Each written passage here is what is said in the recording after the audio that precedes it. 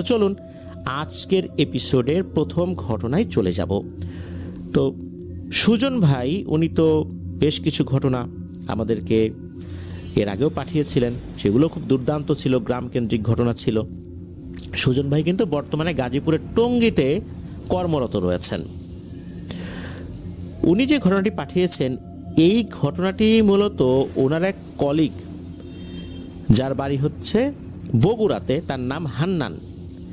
এই হান্নান ভাইয়ের কাছ থেকে উনি এটা শুনেছেন। তবে হান্নান ভাই এটা বলতে পারেন নাই যে যার সাথে ঘটনাটি ঘটেছিল তার এক্স্যাক্ট বাড়িটা কোথায়, তবে তার বাড়ি বগুড়াতেই, এতটুকুই উনি বলেছেন। আর অনেকদিন আগের ঘটনা তো উনি বেশ কিছু নামও বলতে পারেন নাই, আবার কিছু কিছু নাম বলেছেন সেগুলো অবশ্য এই সুজন ভাই মনে করতে পারেন নাই, কারণ শুনেছেন তো একবার, সবসময় তো আর লিখে রাখা সম্ভব হয় না। ওনার মনে ছিল, সেই অনুযায়ী উনি লিখে পাঠিয়েছেন। তো চলুন ঘটনায় চলে যাই। তো ঘটনাটি 1950-এর দশকের কোনো একটা সময় ঘটেছিল। যার সাথে ঘটেছিল বা এই ঘটনার মূল যে চরিত্র তার নাম হচ্ছে আলাউদ্দিন। এই আলাউদ্দিন নামটা কিন্তু ঠিক আছে, এটা কোনো ছদ্মনাম না। তো এই আলাউদ্দিনকে কিন্তু গ্রামের সবাই অনেক সম্মান করত, ভালোবাসত। আর আলাউদ্দিনের যে কাহিনীটা, এটা মানুষের মনের মধ্যে দীর্ঘদিন গেঁথে ছিল। বিভিন্ন সময় মানুষজন আলাউদ্দিনকে নিয়ে আলোচনাও করত, কেন মানুষ তাকে সম্মান করত, ভালোবাসত, কেনই বা তার কথা মানুষের মুখে মুখে ছিল, সেটাই এই ঘটনার মূল উপজীব্য। চলুন শুরু করি। এই আলাউদ্দিন ইনি ছিলেন মা বাবার একমাত্র সন্তান। মা বাবা চেয়েছিলেন তাকে মাদ্রাসায় লেখাপড়া করাতে, কোরআনে হাফেজ বানাতে, আলেম বানাতে, দিনের খেদমত করাতে। সেই অনুযায়ী তাকে মাদ্রাসায় ভর্তি করানো হলেও সে কিন্তু মাদ্রাসায় পড়তে চায় নাই। এখন তো অনেক মাদ্রাসা দেখা যায়, তখন কিন্তু দূরে দূরে মাদ্রাসাগুলো ছিল। পরিবার থেকে চেষ্টার কমতি করে নাই, কিন্তু এই আলাউদ্দিন উনি বেশ দুষ্টু টাইপের ছিলেন। আর লেখাপড়ার প্রতি আসলে ওনার মন ওরকম ছিল না, এদিক ওদিক ছোটাছুটি করতে পছন্দ করতেন। তবে এর মধ্যেই কোরআনের কিছুটা অংশ মুখস্থ করেছিলেন, কয় পারা মুখস্থ করেছিলেন এটা ওইভাবে জানা যায় নাই।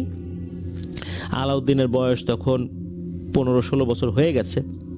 তো বাড়ির থেকে আসা যাওয়া যখন মাদ্রাসায় করতেন মাঝে মাঝে, সবসময় তো না মাদ্রাসায় থাকতে হতো, তারই এলাকার এক মেয়েকে সে পছন্দ করে ফেলে ওই বয়সেই। এখন সমস্যা কিন্তু কয়েকটা। এই আলাউদ্দিনের বয়স তো অনেক কম, ওই মেয়ের বয়সও কম। আরও একটা গুরুতর সমস্যা রয়েছে, সেটা হচ্ছে যে ওই মেয়েটা অনেক সম্ভ্রান্ত ঘরের ছিল ওই এলাকার। সেই তুলনায় আলাউদ্দিনের পরিবার ওই রকম ছিল না বংশগত দিক দিয়ে, এটাও কিন্তু একটা গুরুত্বপূর্ণ ইস্যু ছিল। এই আলাউদ্দিন মাদ্রাসায় আসা যাওয়া কমিয়ে দিয়ে সে কি করা শুরু করলো, ওই মেয়েটা কখন বের হতো, কখন আবার বাসায় ফিরতো, কখন স্কুলে যেত। ওই সময় কিন্তু নারী শিক্ষার এত প্রসার না থাকলেও মেয়েটা যেহেতু বেশ সম্ভ্রান্ত ঘরের ছিল, সেই হিসাবে সে লেখাপড়া করত। ওই চলার পথে বারবার এই আলাউদ্দিন হঠাৎ করে সামনে এসে দাঁড়াতো, দাঁড়িয়ে বিরক্ত করত। ওই মেয়েটা একদিন বিরক্ত হয়ে তাকে বলে যে, দেখেন ভাই, আপনি কিন্তু নিজের কপালে দুর্গতি ডেকে আইনেন না, এটা কখনোই সম্ভব না। এখন লেখাপড়া করছি, বিয়ে শাদীর দেরি আছে, তাছাড়া আরও অনেক সমস্যা আছে, সেগুলো আপনি জানেন।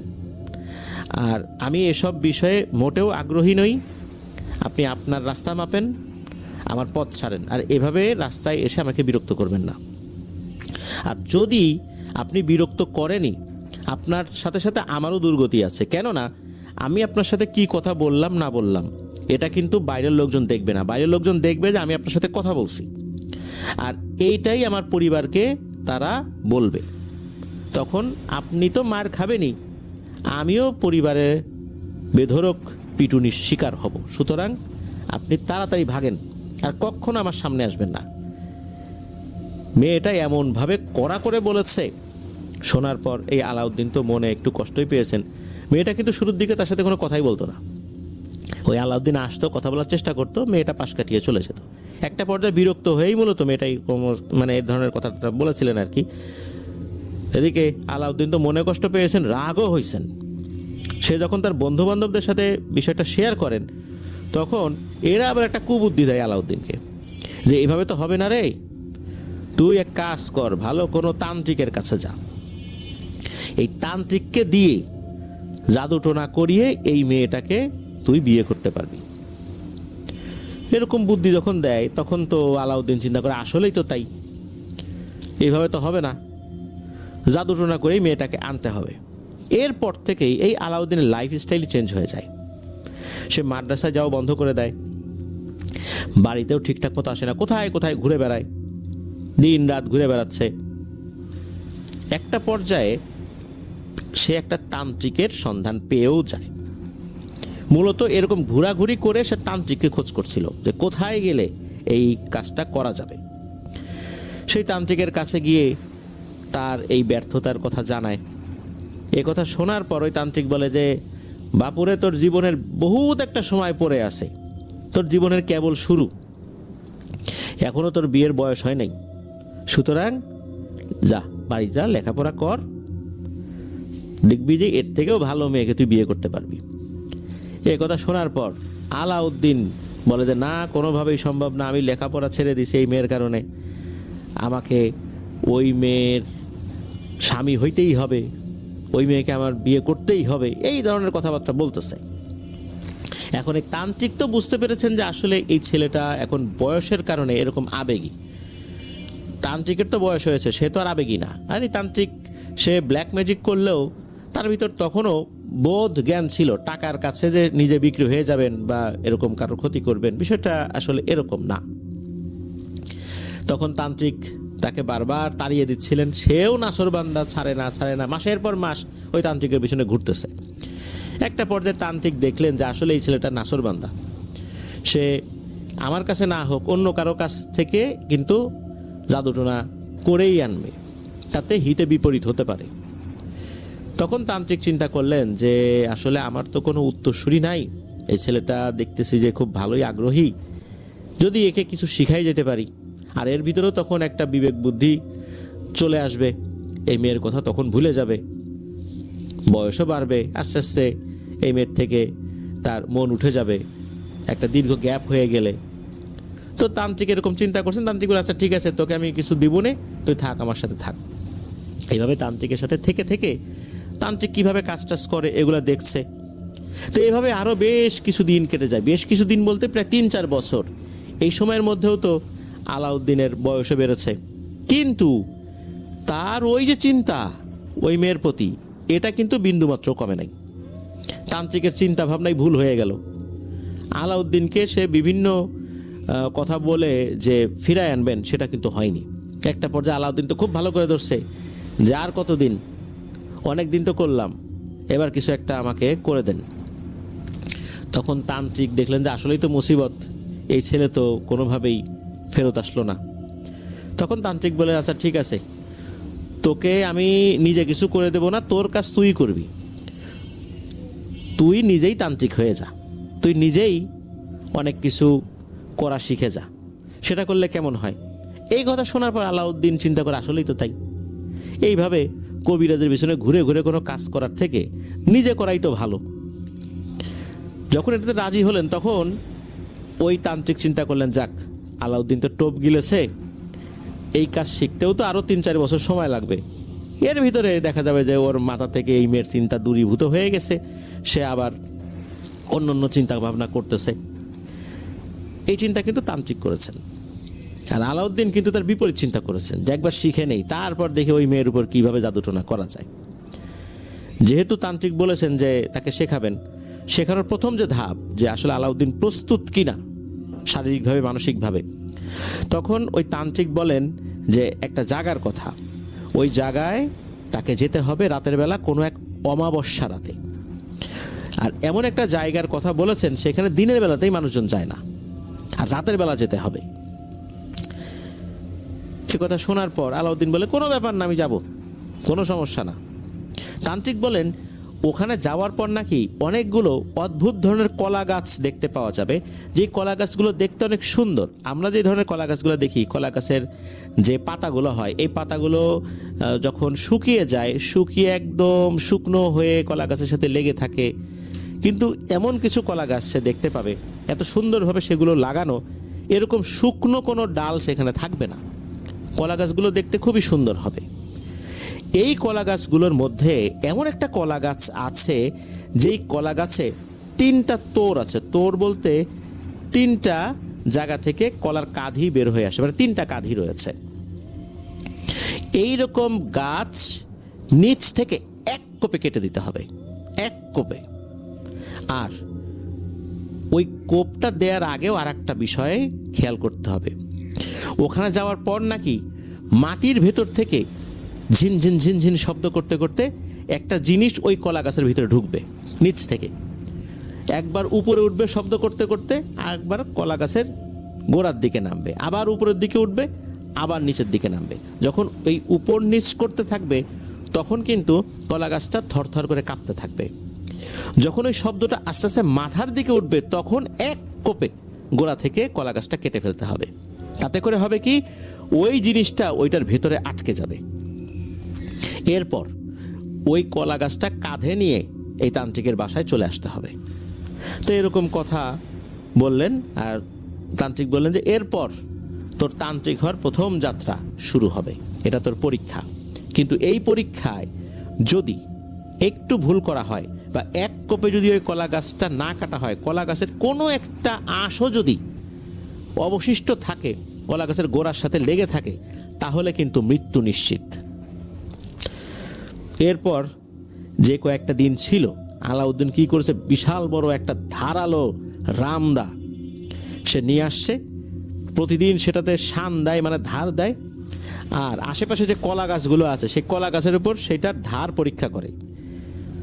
গোড়াতে মারে এক কোপ, কখনো কখনো দেখা যাচ্ছে অর্ধেক পর্যন্ত গিয়ে আটকে গেছে, তখন বুঝতে পারে যে এভাবে হবে না, আরও শক্তি দিয়ে কাটতে হবে।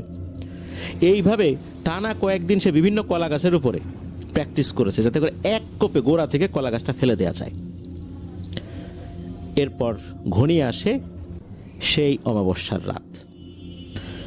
সেই অমাবস্যার রাতে তান্ত্রিকের কাছ থেকে একটা তেল নিয়ে শরীরে মেখে সে চলে যায় সেই নির্দিষ্ট জায়গায়। সেই জায়গাটা কোথায় ছিল এখন আর সেটা জানা সম্ভব না, এটা বগুড়ারই কোথাও একটা ছিল আর কি। সে তো চলে গিয়েছে ওইখানে, অমাবস্যার রাত, ঘুটঘুটে অন্ধকার।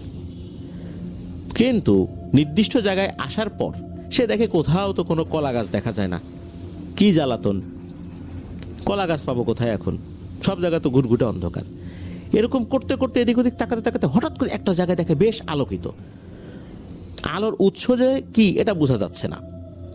আর ওইখানে কয়েকটা সারিতে বেশ কিছু কলা গাছ দেখা যাচ্ছে। কলা গাছগুলো দেখতে অনেক সুন্দর, পাতাগুলোও সুন্দর, কলা গাছের যেই মূল কাঠামো সেটাও অনেক সুন্দর। কোনো কোনো গাছে একটা কাঁধি রয়েছে, 2টা কাঁধি রয়েছে। ওইখানে সে চলে যায়। যাওয়ার পর সে খুঁজে খুঁজে একটা গাছ যেই না দেখেছে যে সেখানে 3টা কাঁধি রয়েছে, সে ওই গাছটার কাছে চলে গেছে। যাওয়ার পরপরই হঠাৎ করে মনে হলো মাটিটা থরথর করে কেঁপে উঠলো, মৃদু ভূমিকম্প হলো মাটিতে। আর মনে হচ্ছে দূর থেকে ঝিনঝিন ঝিনঝিন শব্দ করতে করতে করতে করতে কোনো একটা জিনিস মাটির নিচ দিয়ে আসছে। আস্তে আস্তে আস্তে আস্তে ওই কলা গাছের গোড়া দিয়ে মনে হচ্ছে কলা গাছের উপর দিকে ওঠা শুরু করলো। যখন ওঠা শুরু করছে কলা গাছটা থরথর থরথর করে কাঁপছে। তো এরকম দেখছে সে খেয়াল করে একবার ওই শব্দটা নিচে নামে আবার উপরে ওঠে, নিচে নামে আবার ওঠে। তো যখন উপরে উঠেছে সে আগে থেকেই তো তার রামদা বেশ ভালো করে ধার দিয়ে রেখেছিল, আর সে প্র্যাকটিসও করেছে, প্রশিক্ষণ নিয়ে এসেছে কিভাবে কাটতে হবে। যখনই উপর দিকে উঠেছে তখন সে মেরেছে এক কোপ গোড়ার দিকে। এক কোপে ওই গাছটা পাশে পড়ে যায়। সে দেখতে পায় যে তার কোপটা ঠিকঠাক ছিল, একদমই গোড়া থেকে গাছটা আলাদা হয়ে গেছে। তখন কিন্তু ওই ঝনঝন শব্দটাও কিন্তু থেমে যায়।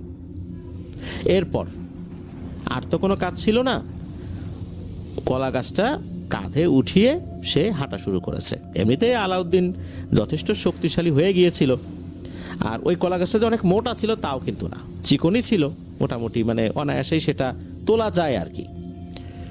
আলাউদ্দিনের জন্য সেটা খুব একটা সমস্যা হয়নি। ওই রাতের বেলায় ওই গাছটা নিয়ে যখন হাঁটা শুরু করেছে, তান্ত্রিক বলেছিল ফেরত আসার সময় কিন্তু অনেকেই তোকে ভয় দেখাবে, কিন্তু সেদিকে তাকানো যাবে না। যখন কলা গাছটা কাঁধে নিয়ে সে হাঁটা শুরু করেছে, তখন হঠাৎ করে পেছন থেকে ওই মেয়েটার ডাক শোনে সে। মেয়েটা তাকে নাম ধরে ডাকছে, আলাউদ্দিন, আলাউদ্দিন, এই যে আমি এখানে, তুমি কোথায় যাও? আলাউদ্দিন মুহূর্তের মধ্যে থেমে যায়, একটা মায়াজালে আবদ্ধ হয়ে যাওয়ার উপক্রম হয়। সাথে সাথে তার গুরুর শিখিয়ে দেওয়া সেই কথাগুলো মনে পড়ে যে খবরদার পিছন দিকে তাকানো যাবে না। এরকম অনেক পরিচিত কণ্ঠে তাকে ডাকবে, পেছন দিকে তাকালেই কিন্তু শেষ, এই সাধনা সব নস্যাৎ হয়ে যাবে।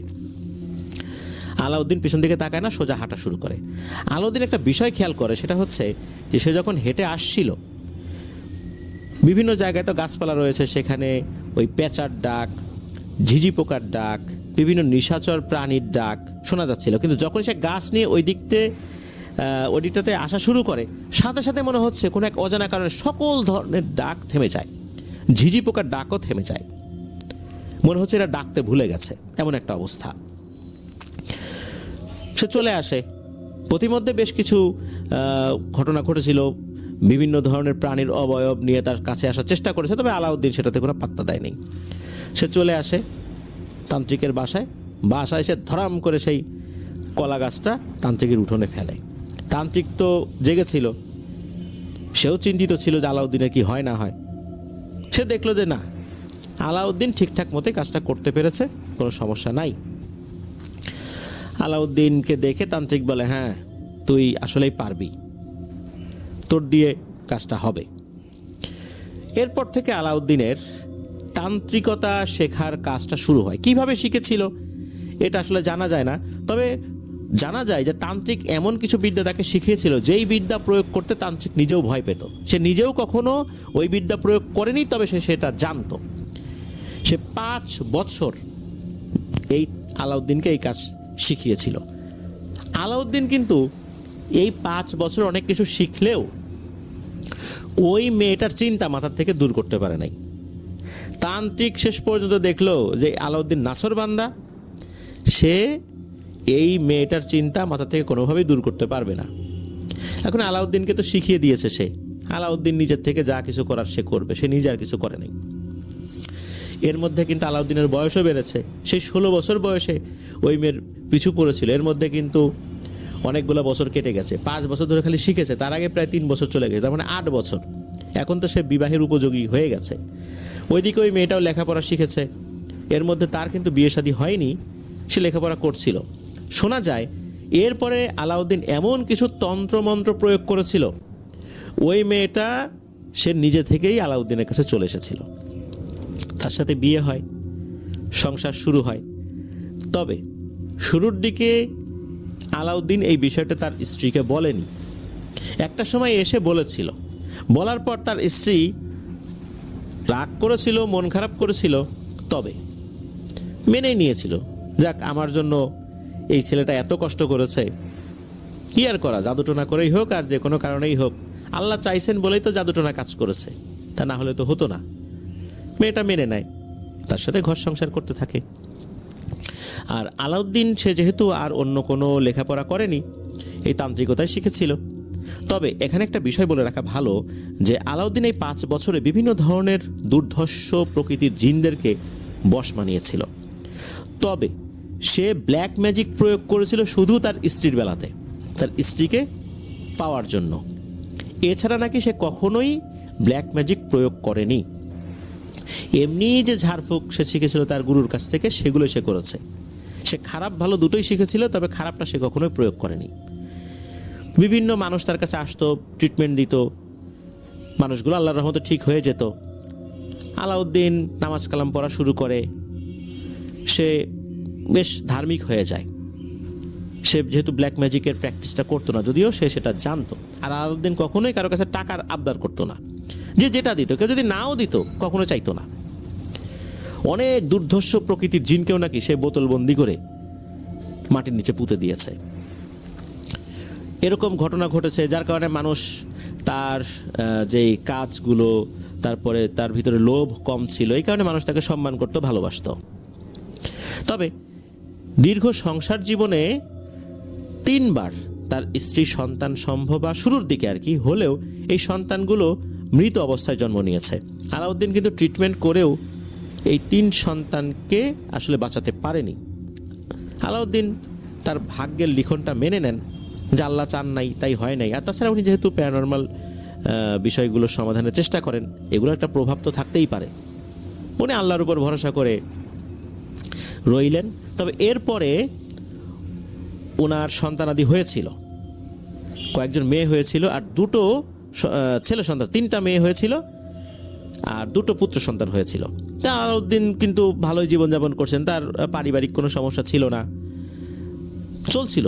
এদিকে তারও বয়স আস্তে আস্তে বাড়ছে। একবার হয় কি, এক মধ্যবয়সী ভদ্রলোক উনি এসে আলাউদ্দিনের কাছে হাউমাউ করে কান্নাকাটি শুরু করছেন, বলছেন আমার মেয়েকে বাঁচান। আলাউদ্দিন জিজ্ঞেস করলো আপনার মেয়ের কি হয়েছে?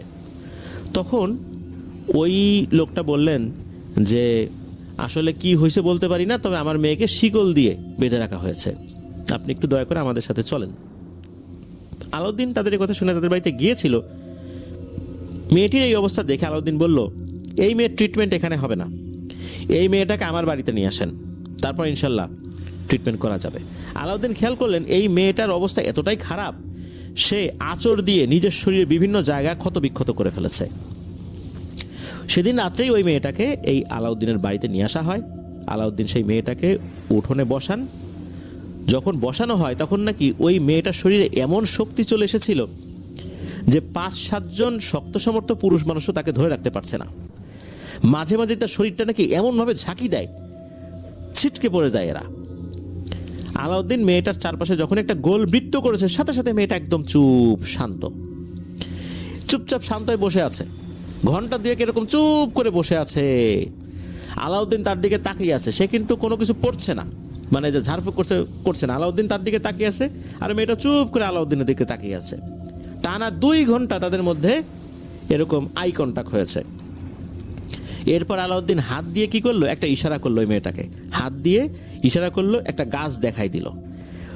আলাউদ্দিনের বাড়ির পাশে একটা গাছ ছিল, বেশ বড় একটা আম গাছ ছিল। সে জাস্ট খালি হাত দিয়ে দেখালো ওই গাছটার দিকে। ওই মেয়েটা কি করলো, ওই বৃত্ত থেকে উঠে সোজা ওই গাছটার কাছে চলে গেল। গাছটার কাছে যাওয়ার পর ওই গাছটার গোড়ায় দাঁড়িয়ে গেছে। আলাউদ্দিন ওখানে যায়, বেশ কিছু সুতা দিয়ে ওই মেয়েটাকে গাছের সাথে পেঁচাতে থাকে, পেঁচাচ্ছে এরকম 10-15 মিনিট পেঁচালো। পেঁচানোর পর আলাউদ্দিন বলল আলহামদুলিল্লাহ কাজ হয়ে গেছে, কোনো চিন্তা নাই, আপনার মেয়ে সুস্থ। এরপর আবার ওই সুতা খোলা শুরু করলো। খোলার পর দেখা গেল ওই মেয়েটা একদম স্বাভাবিক। সে বলছে যে আমি এখানে কেন, আমি কিভাবে এখানে আসলাম, আমার কি হয়েছিল, আমার শরীরে ব্যথা করছে কেন। আসলে সে নিজেও বলতে পারে না কি হয়েছিল। তার শরীরে যে ক্ষত বিক্ষত হয়ে গেছে, এখন তার শরীরে ব্যথা করছে। তখন পরিবার থেকে বলা হয় মা রে তুমি অসুস্থ হয়ে গেছিলা, তোমার চিকিৎসা করা হয়েছে, তোমার এই চাচা চিকিৎসা করছে, এখন তুমি সুস্থ, বাড়িতে চলো। আলাউদ্দিন বলে যে এই মেয়েটার শরীরে এমন একটা ভয়ঙ্কর শক্তিশালী জিন ছিল, এই জিনটাকে বন্দি করা এটা কোনোভাবেই সক্ষম কেউ হবে না যদি না মেয়েটাকে তার নিজের এরিয়ায় নিয়ে আসা হয়। তা আলাউদ্দিন জানান যে তার আন্ডারে যে সমস্ত শক্তিশালী জিনেরা আছে তাদের কিছু সীমাবদ্ধতা রয়েছে। কারণ হচ্ছে তারা এমন কিছু শক্তিশালী জিনদেরকে হত্যা করেছে, বন্দি করেছে, তারা একটা নির্দিষ্ট এরিয়ার বাইরে যেতে পারছে না। এখন আলাউদ্দিনের বাড়ির আশেপাশের বেশ কিছুটা জায়গার ভেতরে তারা চলাচল করে। এখানেই নিয়ে আসতে হবে ওই রুগীকে, তাহলে এটা ট্রিটমেন্ট হবে। এই জন্যই মূলত আলাউদ্দিন এই মেয়েটাকে তার বাসার এরিয়া সেখানে নিয়ে এসেছিল। এরপর ওই জিনেরা বলে দিয়েছিল কি করতে হবে। তারপর ওই জিনটাকে এই মেয়েটার শরীর থেকে আলাদা করে এই আম গাছে বন্দি করে ফেলে। আর এমনভাবে বন্দি করে ফেলেছে যে এই আম গাছ থেকে আর মুক্ত হবে না, সে কাউকে ভয়ও দেখাতে পারবে না, তার শক্তি দিনে দিনে আস্তে আস্তে কমতে থাকে। এভাবেই আসলে এই কাজটা করা হয়েছিল। তবে তাকে হত্যা করা এটা পসিবল হবে না, এটাও বলে দিয়েছিল তার আন্ডারে থাকা জিনেরা। তো ওভাবেই ওই জিনটাকে ওই আম গাছে বন্দি করে ফেলা হয়, আর বলে দেওয়া হয় এই আম গাছটা যেন কখনোই কাটা না হয়। আর কাটারও কিছু পদ্ধতি আছে। এখন হয় কি যে আলাউদ্দিনের তো আস্তে আস্তে বয়স হতে থাকে, তবে সে বেশি বার্ধক্যে যায় নাই। তার বয়স 50-55 বছর হওয়ার পরই সে মারা যায়। অসুস্থ হয়েছিল, মারা গিয়েছিল, তবে ওরকম ভয় পেয়ে যে মারা গেছেন বিষয়টা এরকম না। আর সে যে ব্ল্যাক ম্যাজিক শিখেছিল বা কিছু কিছু জায়গায় প্রয়োগ করেছিল, এই জন্য সে আল্লাহর কাছে ক্ষমা চেয়েছিল। সে এমনি নর্মাল ঝাড়ফুঁক করতো, পরবর্তীতে আরও বেশ কিছু শরিয়া সম্মত ঝাড়ফুঁক সে শিখেছিল, সেগুলোই সে প্র্যাকটিস করত। এদিকে তার ছেলেপেলেরাও বড় হয়ে গেছে, তার মেয়েকে বিয়ে দেওয়া হয়েছে। আর ছেলেদের মধ্যে প্রায় সবাই ঢাকাতে চলে এসেছিল চাকরির জন্য। এখন আলাউদ্দিনের যে দুই ছেলে, এই দুই ছেলে এবার বিয়ে করবে। বিয়ে করার জন্য তাদের জন্য মেয়েও দেখা হচ্ছিল। তার মেয়ে তো সেও তার ভাইদের জন্য মেয়ে দেখছিল আর কি। তো মেয়ে ঠিকঠাক করা হয়, দুই ছেলেকে বিয়ে দেওয়া হয়।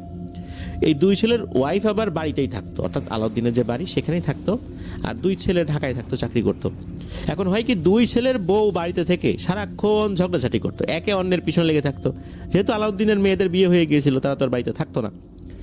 এখন মাঝে মাঝে আলাউদ্দিনের মেয়ে এসে এই দুই ভাইয়ের বউয়ের ঝগড়া মিটমাট করে দিত। আবার ঝগড়া মাঝে মাঝে এমন পর্যায়ে পৌঁছাতো, মারামারি, চুলাচুলি, জখম করে দিত। তখন আবার চিঠি লিখে জানানো হতো। এই দুই ছেলে আবার ঢাকা থেকে এসে এইসব ঝামেলা মিটমাট করত। তো এইরকম সমস্যা চলতে থাকে। একটা পর্যায়ে সিদ্ধান্ত নেওয়া হয়, এই ঢেকির কচকচানি আর চলতে দেওয়া যায় না, মানে এই যে কলহ বিবাদ, এটা আর চলতে দেওয়া যাবে না। বাসা বাড়ি আলাদা করে দিই, যে যার মতো ঘর করে দূরে দূরে থাকো, তাহলে আর এই ঝামেলা হবে না। মাঝখানে বেড়া দিয়ে দাও, তাহলে এই ঝামেলা কমে যাবে। সেই সিদ্ধান্ত নেওয়া হয়। এখন ওই সিদ্ধান্ত মোতাবেক ঘরবাড়ি ভাগ করে ফেলা হয়। তো এক ভাইয়ের ভাগে কিন্তু যেই জমিটুকু পড়ে সেখানে আম গাছটা ছিল। সেই ভাই চিন্তা করলো যে ঘর করব, একটু বড় করেই করি, ছেলে পেলে হলে তো তাদেরও বিয়ে শাদী দিতে হবে, তখন তো আবার ঘর তৈরি করবো, এর থেকে একবারই করি, তাতেই ভালো হবে। ঘর বড় করার ক্ষেত্রে, মানে উনি যে জমিটা পেয়েছিলেন এক ছেলে, ওই বড় করার ক্ষেত্রে ওই আম গাছটা বাধা হয়ে গেল। ওই আম গাছটা সেই ছেলে কাটতে চাইল। রাতের বেলা স্বপ্নে দেখেছে কোনো একটা অবয়ব, তবে এই অবয়বগুলো ভালো, দুটো অবয়বকে দেখছিলেন আর কি। বলছে যে বাবা রে, খবরদার, ভুলেও এই গাছটা কাটিস না, তাহলে কিন্তু অনেক বড় ক্ষতি হয়ে যাবে, সাবধান। তো এরকম কিন্তু একটা দিনই স্বপ্নে দেখেছে। তবে এই ছেলে এই স্বপ্নের কোনো গুরুত্ব না দিয়ে পুরাতন আম গাছটা কেটে ফেলে। যেদিন কাটা হয়েছে ওই দিন রাতের বেলায় ওই গ্রামের কিছু লোকজন হাট থেকে ফেরার পথে ওই আম গাছের জায়গায় যখন এসেছে, তখন দেখে বিশাল বড় দৈত্যের মতো একটা মানুষ দাঁড়িয়ে আছে। তার চেহারাটা দেখা যাচ্ছে না, মনে হচ্ছে মাথাটা একদম আকাশ পর্যন্ত ঠেকেছে। এই অবয়বের এক পা ছিল আলাউদ্দিনের বাড়ির সীমানায়, আর এক পা ছিল মাঠের মাঝখানে। এই দুই পায়ের মাঝখানে যেই জায়গাটা, এই জায়গাটাতে আম গাছের বেশ কিছু কাটা অংশ এসে রাখা হয়েছে, অর্থাৎ যারা গাছটা কিনেছেন তারা ওই জায়গায় এনে রেখেছেন। ওই সময় কিন্তু 4 থেকে 5 জন মানুষ একসাথে ছিল। এই ভয়ঙ্কর অবয়বটা দেখে ভয়ে তাদের কলিজা শুকিয়ে গেল। তারা ওই সময় ওই রাস্তা বাদ দিয়ে ঘুরে আর একটা রাস্তায় গেল। পরের দিন থেকে এই সবগুলো লোকের শরীরে ভয়ঙ্কর জ্বর। তারা তো পরিবারের কাছে বলেছিল যে আসলে কি হয়েছিল। কয়েকদিনের মধ্যেই নাকি এই লোকগুলো মৃত্যুবরণ করে। এই লোকগুলো মারা যাওয়ার সাথে সাথে চারদিকে রটে যায় আসলে ঘটনাটা কি হয়েছিল। এই ঘটনার পর আলাউদ্দিনের ছেলে সে চিন্তা করলো যে সে খুবই একটা বড় ভুল কাজ করে ফেলেছে, ওই স্বপ্নটার গুরুত্ব না দিয়ে। এমনকি সে নাকি তার মৃত বাবাকেও স্বপ্নে দেখেছিল ওই রাতেই। তার মৃত বাবাও এসে বলেছিল যে গাছটা না কাটতে, কিন্তু সে তো এই কাজটা করে ফেলেছে, বুঝতে পারে নাই। এই 5 জন মানুষ এই ভয়ঙ্কর দৈত্য আকৃতির অবয়বটাকে দেখে মারা গেছে। এরপরের থেকে এই আলাউদ্দিনের বাড়ির আশপাশ দিয়ে কেউ হাঁটাচলা করে না, মানুষ এত ভয় পেয়েছে। এমন একটা অবস্থা হলো যে এই বাড়িটা একদম একটা মানে এক ঘরে পরিবার হয়ে গেল, মানুষ এত ভয় পেয়েছে, ওই বাড়ির আশেপাশে কেউ যেতে চায় না, এমন একটা অবস্থা। এক রাতে ঘটল একটি ঘটনা, সেটা হচ্ছে এই যে আলাউদ্দিনের যে দুই ছেলে, এই দুই ছেলের আবার একটা সন্তান ছিল, বিশেষ করে বড় ছেলের সন্তান ছিল আর কি। তো এই বড় ছেলের যে বাচ্চাটা, সেই বাচ্চাটা রাতের বেলা উঠোনে ধূপধাপ আওয়াজ শুনছে, মনে হচ্ছে মারামারি হচ্ছে। সে চিন্তা করলে কি ব্যাপার, উঠানে কে? সে দরজাটা খুলে বাইরে যখন বের হয়েছে, সে দেখে যে তিনটা অবয়ব, দুইটা অবয়ব সাদা জুব্বা টাইপের কিছু পরা, বেশ উঁচা লম্বা, চেহারা ওইভাবে বোঝা যাচ্ছে না। আর আরেকটা অবয়ব মনে হচ্ছে বেশ কুচকুচে কালো, বেশ লোমশ আকৃতির। ওই দুইটা মিলে ওইটাকে মারছে, আবার ওইটাও ওই দুইটাকে মারছে, এরকম চলছে। তখন আবার সে বলে ওঠে, আপনারা কে, উঠানে মারামারি করছেন কেন? তখন নাকি তিনজনই মারামারি থামিয়ে দেয়। থামিয়ে দেওয়ার পর এই তিনজনই ওই ছেলেটার দিকে তাকায়। ছেলেটার দিকে তাকানোর পর ওই যে কালো অবয়বটা, এই অবয়বটা নাকি দৌড়ে ছুটে আসছিল ওই ছেলেটার দিকে। তখন নাকি ওই দুইটা অবয়ব তাকে ধরে ফেলে তাকে আবার পিটানো শুরু করছে। এদিকে ছেলেটা ভয় পেয়ে দরজা লাগিয়ে দেয়। এরপর আর কোনো সারা শব্দ সে পাচ্ছিল না। পরদিন সকালবেলা এই ঘটনাটা বলেছে পরিবারের সদস্যদের কাছে। তখন বলল যে আসলে তো ব্যাপারটা আরও ভয়ঙ্কর দিকে যাচ্ছে। ওই সময় বড় মাপের একজন হুজুরের কাছে ওনারা গিয়েছিলেন। এই বিষয়টা বলার পর ওই হুজুর যেটা জানান তা শুনে তো এই বাড়ির সকলের চোখ কপালে উঠেছে। যারে ঘটনাটা কি এত ভয়ঙ্কর, এটা তো বুঝতে পারি নাই। তো সেই হুজুর বলেন যে এই যে আলাউদ্দিন ওনার জীবদ্দশায় শক্তিশালী দুইজন জিনকে এই বাড়ির পাহারায় নিযুক্ত করেছিলেন।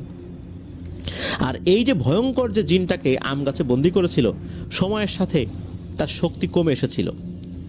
এদিকে এই গাছটা কেটে ফেলার কারণে সে মুক্তি লাভ করেছে।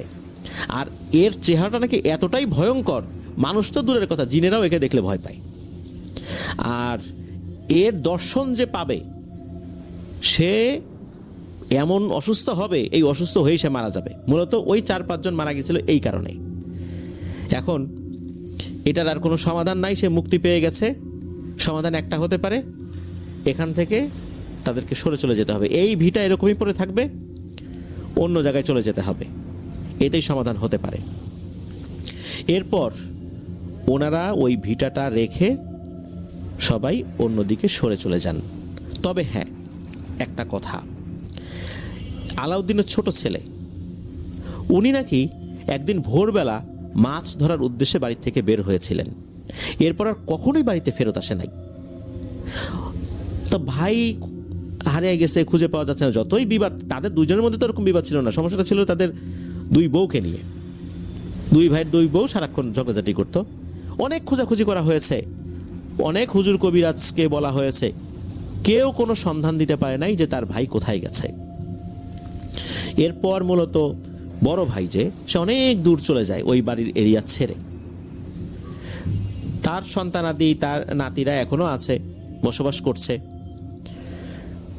এখন তারা এক্স্যাক্ট কোথায় আছে, মানে এক্স্যাক্ট লোকেশন যেটা, এটা অবশ্য হান্নান ভাই বলতে পারেন নাই।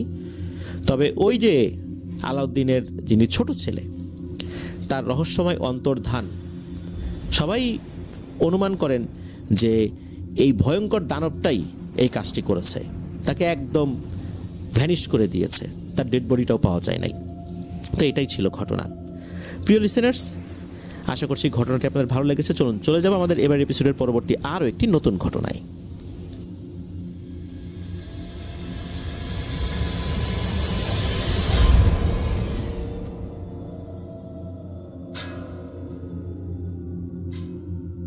প্রিয় লিসেনার্স, আবারও ফিরে এলাম আমরা আমাদের এবারের হরর নাইটের 101তম আয়োজনের দ্বিতীয় ঘটনায়। এখন যে ঘটনাটি আপনাদের সাথে শেয়ার করব, এই ঘটনাটি আমাকে আমার স্টুডেন্ট দিয়েছে।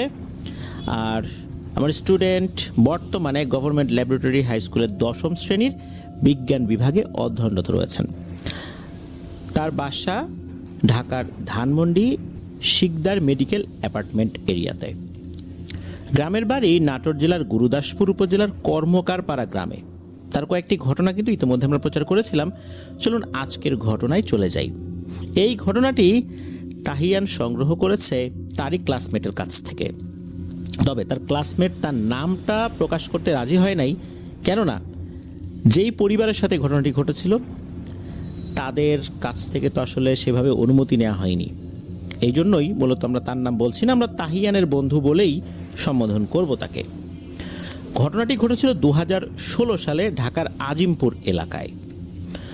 আর যেই পরিবারের সাথে ঘটনাটি ঘটেছিল তারা যেই ফ্ল্যাটে থাকতেন সেই ফ্ল্যাটের একদম ইমিডিয়েট নিচতলাতে যে ফ্ল্যাটটা, এই ফ্ল্যাটে থাকতেন এই তাহিয়ানের বন্ধুর পরিবার। তো হঠাৎ এক রাত্রে ঘটে একটা ভয়ঙ্কর ঘটনা। সেটা হচ্ছে রাত তখন আনুমানিক 12টা, 12:30 একটু বেশি বাজে। হঠাৎ করে উপরের ফ্ল্যাটে ধুমধাম আওয়াজ, কাঁচ ভাঙার আওয়াজ, তারপরে তো চিৎকার চেঁচামেচি, এমন কান্নাকাটি যে এই কান্নাতে যে কোনো পাষাণ হৃদয়ের মানুষের হৃদয়ও গলে যেতে বাধ্য। এইরকম আওয়াজ আসছে, এরকম ধূপধাপ শব্দ হচ্ছে। এই শব্দ শোনার পর তাহিয়ানের বন্ধুর বাবা মা কিন্তু ছুটে গিয়েছেন। স্বাভাবিকভাবেই প্রতিবেশীর বিপদ হয়েছে, যেতে তো হবেই। তারপর দরজা ধাক্কাধাক্কি করছেন, অনেকক্ষণ ধরে দরজা ধাক্কাধাক্কি করছেন, খোলার নাম নাই। বোঝা যাচ্ছে তারা ভেতরে ব্যস্ত রয়েছেন। তো এই ফ্ল্যাটে যারা বসবাস করেন, এই পরিবারের কর্তার নাম হচ্ছে নজরুল, আর তার 2 মেয়ে রয়েছে, ইরিনা আর ইথিনা। ইরিনার বয়স 12 কি 13 বছর, সে তখন ক্লাস 6 বা 7 পড়তো। আর ইথিনা তখন কোন ক্লাসে পড়তো এটা ঠিক বলা মুশকিল, ওই বিষয়টা আসলে তার খেয়াল নাই, যিনি ঘটনা বলেছেন আর কি এই তাহিয়ানকে। তো বোঝা যাচ্ছে যে এইটা মনে হচ্ছে ইরিনার চিৎকার, মানে বড় যে মেয়ে তার চিৎকার। অনেকক্ষণ ধরে দরজা ধাক্কাধাক্কি করছেন। এরপর হঠাৎ করেই দরজাটা খোলা হয়। খুললে দেখা যায় যে এই যে নজরুল সাহেব যিনি, তার চোখে মুখে খুবই ক্লান্তির ছাপ, চোখের নিচে কালি পড়ে গেছে, মনে হচ্ছে যে উনি কয়েক রাত ঘুমান না। মোটেও বুঝতে অসুবিধা হলো না যে খুব একটা মানসিক পেরেশানির মধ্যে আছেন। এদিকে তাহিয়ানের বন্ধুর বাবা যখন জিজ্ঞেস করলেন যে ভাই কি হয়েছে, এরকম শব্দ হচ্ছে, ঘটনা কি, কোনো বিপদ হয়েছে, এ কথা বলার সাথে সাথে উনি তো হাউমাউ করে কান্নাকাটি শুরু করে দিয়েছেন যে ভাই বিশাল একটা বিপদে আছি, আসেন ভেতরে আসেন। ভেতরে যখন ওনারা ঢুকেছেন, ঢোকার পর দেখতে পান যে সারা ঘর কাঁচ ভেঙে ছড়িয়ে ছিটিয়ে রয়েছে, ছোপ ছোপ রক্ত। তো এই দৃশ্য দেখার পর নজরুল সাহেবকে উনি জিজ্ঞেস করলেন যে ভাই বলেন তো ব্যাপারটা কি। তখন উনি বলতে শুরু করলেন, অর্থাৎ নজরুল সাহেব বলতে শুরু করলেন যে তার যে বড় মেয়ে ইরিনা, তার একটা সমস্যা বেশ কয়েকদিন ধরে দেখা যাচ্ছে। প্রথম রাতের বেলা সে চিৎকার করে ঘুম থেকে উঠে পড়তো, এই বলে যে সে ভয়ঙ্কর দুঃস্বপ্ন দেখছে।